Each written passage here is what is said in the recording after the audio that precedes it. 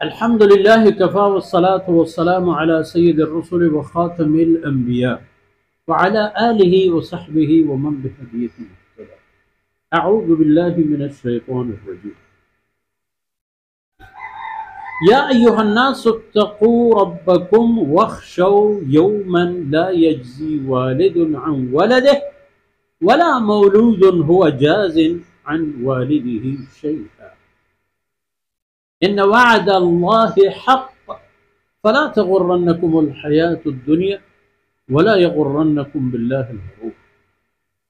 سبحانك لا علم لنا إلا ما علمتنا إنك أنت العليم الحكيم.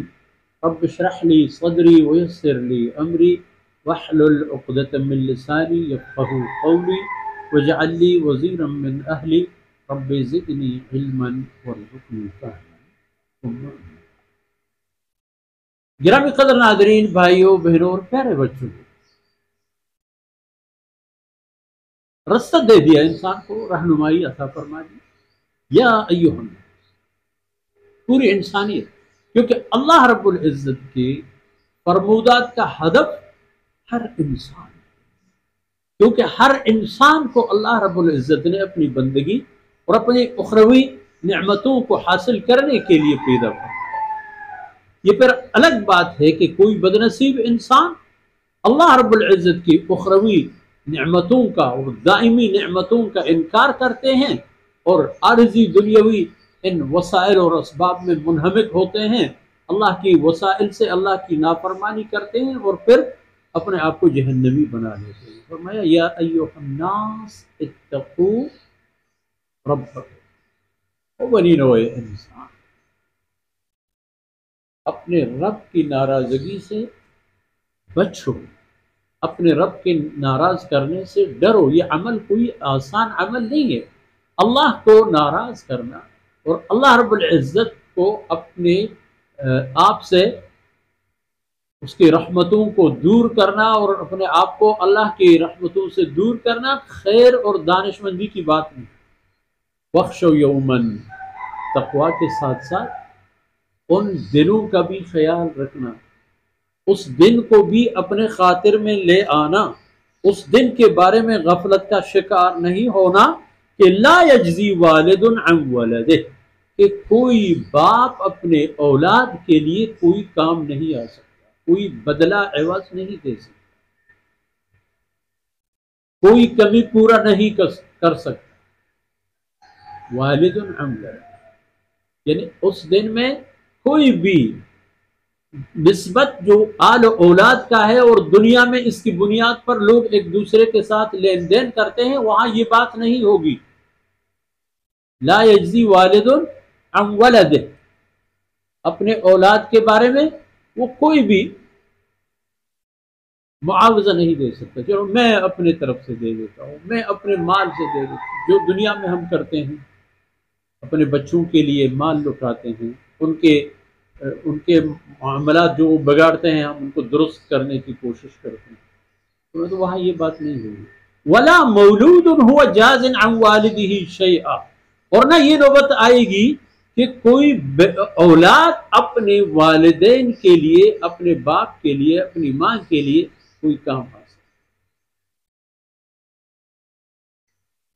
اس لیے تقوی کے ساتھ ساتھ اس دن کی ہولناکیوں کا بھی خیال رکھیں.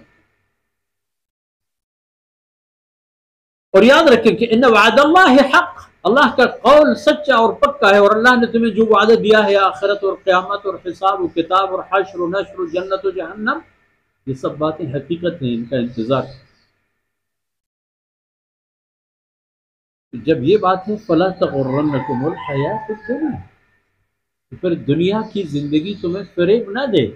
یہ تو ایک وسیلہ ہے، ایک ذریعہ ہے آخرت کی سعادتیں حاصل کرنے کی. یہ تو معمولی ایک خوشنمائی ہے، عارضی ایک جلونا کی ہے. اگر آپ کو مستقل جلونا کیاں چاہیے تو پھر جنت سے اپنے آپ کو کیوں محروم کر دیتے ہو؟ سبحان اللہ. دنیا کی زندگی تمہیں دھوکہ میں نہ ڈالے. وَلَا يَغُرَّنَّكُمْ بِاللَّهِ الْغَرُورُ، اور اللہ سے متعلق شیطان تمہیں دھوکے میں نہ ڈالے. شیطان کی کوشش یہی ہوتی ہے اور اس کا کام بھی یہی ہے کہ وہ انسان کو اللہ تک پہنچنے نہ دے، اللہ کی رحمتوں سے اسے دور رکھے، اللہ کی رضا کے معاملات سے اس کو محروم رکھے اور اللہ کی ناراضگی کے رستوں پر اسے دھکیل دے، اسے چلا دے۔ اس لیے فرمایا یا ایھا الناس اتقوا ربکم، پہلی بات تقوی کی ہے۔ تقوی کی عادت کرو گے تو پھر فریب میں بھی نہیں آؤ گے، اور دنیا کی جو وسائل ہیں، جو نعمتیں ہیں اللہ نے عطا فرما دی ہیں، ان کو صحیح استعمال کرو گے، یہ آپ کے لیے بہترین سرمایہ بن سکیں گے آخرت کی تعمیر کے لیے، اللہ رب العزت کو خوشنود اور راضی کرنے کے لیے۔ جب تقوی ہوگی تو معاملات آسان۔